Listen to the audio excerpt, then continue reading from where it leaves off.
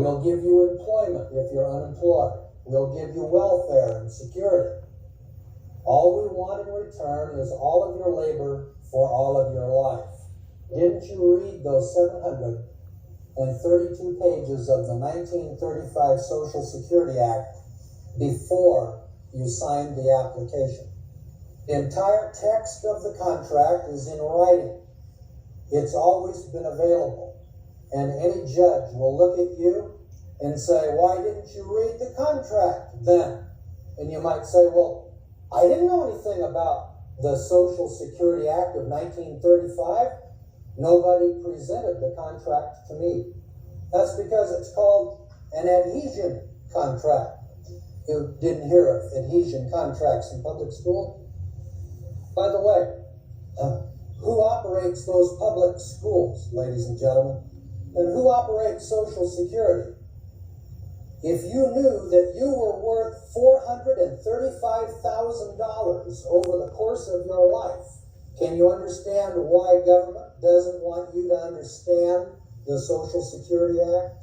Now, the IRS Form 1040 comes into play right along this line also, and it is in the nature of an installment note, yearly payable upon continued exercise of the franchise and its derivative of the law merchant. Among other things, this is why the IRS manual in the Legal Reference Guide, page 58, section 11 states, quote, in any case not provided for in this act, 26 U.S.C., the law merchant shall govern.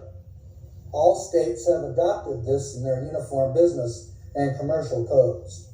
In UCC 1-103 of Arkansas Uniform Commercial Code, 85-1-103, Washington Revised Code 862A 1-103, every state in the Union has such a provision. The government uses the power of attorney that was granted with the signing of the Social Security contract when they seek a redress of grievance. This is revealed in 26 U.S.C. 3101A, the connecting link with Title 42, the section on the 1935 Social Security Act, Title 2, Title 11. In other words, law is written line upon line, precept upon precept, here a little and there a little.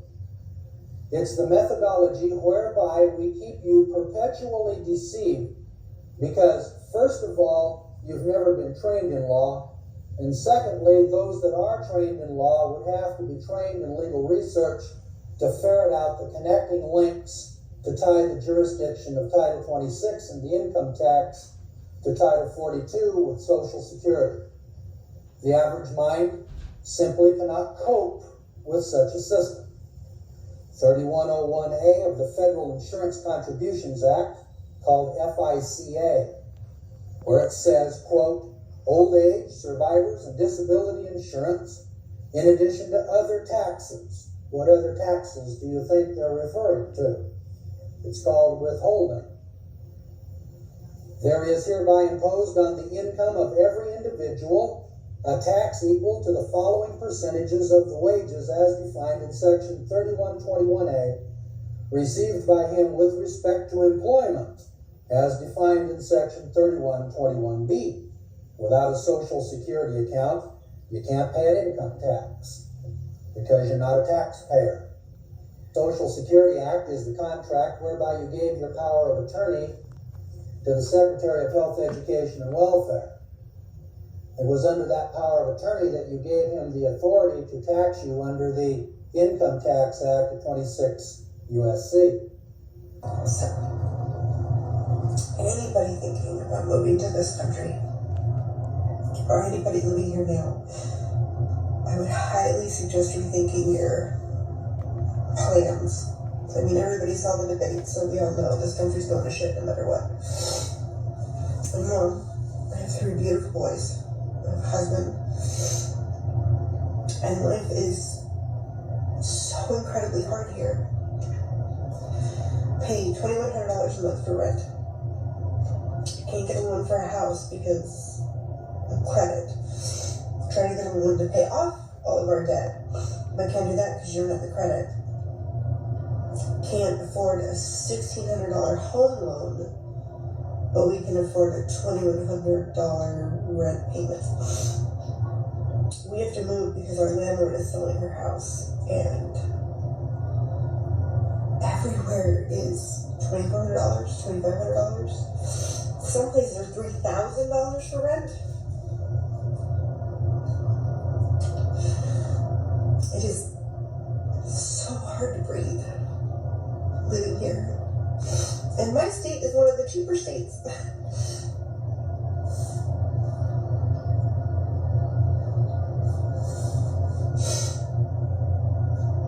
We're not okay. It's hard being a parent. It's hard keeping your kids safe. It's hard keeping a roof over our head at this point because everything costs an arm and a leg. Groceries are $1,000 a month. You got 3 growing boys, and they each have a house at home. So if anybody knows anywhere to live that doesn't cost $2,400 a month for rent, that allows you to have pets. I have a service dog, and our youngest dog has been with us for 9 years. He'll be 9 in September. And my cat. Can't go anywhere without my cat. I love my cat. Anywhere. We're not okay. This is... It's hard. It's very hard. We're not okay. This is... It's hard. It's very hard. So if anybody has any ideas on places that don't charge you your soul and your firstborn kid to, live, let me know. Any states out there that are safe? Let's go to the American people and tell them the truth. You can't come and dodge this. You guys say, here's the fact, and it's not complicated. It's not like a cure for cancer. It's a relatively straightforward problem. We're spending X, and we're from taxes, we're generating, I don't know, X minus 5%, or 6%, something like that. We're going to borrow another $1 trillion this year, I believe, to cover the difference. And the only way we can solve that problem is be aware that we've got to keep the economy growing. All of us want the economy to grow. So we've got to look for a way to generate additional revenue. Take Social Security, for example. It's a relatively easy problem to solve. You are going to have to raise some additional revenue. I personally would like to see lower income beneficiaries get more rather than less. 40% of them right now, that's all they've got for income is Social Security. You're also going to have to make adjustments in the benefits. And for you that are covering this thing, the first thing that will happen, for every single time there's a proposal to fix Social Security, the people will be tearing out their hair saying, Bob Kerrey wants to move the retirement age back. That's not true. There's no such thing as a retirement age any longer. We eliminated the need to quit work in order to get Social Security benefits. You don't have to retire to get Social Security. And there's an early, there's a normal, and there's a late benefit. That is true. And those are going to have to be moved a bit. So you're spending and you got revenue and you got to balance the two out. And it's supposed to be covered for all, all generations. 75 years it's supposed to be covered, and it's not even coming close. It's just not fair. And it's not fair. And so you got to come and say, we can solve this problem. We're going to have to reduce the benefits a bit. We're going to have to generate some additional revenue. We can keep our economy going. We can make Social Security even more fair than it currently is. But we got to be brave. We got to think of those men who landed at Normandy, 80 years ago, and say we've got to act the same way because it is going to take courage. It's not going to be easy. And the American people have to recognize and appreciate when you've got people when they do finally step forward and say we're brave enough to get this done. You're very clear-eyed.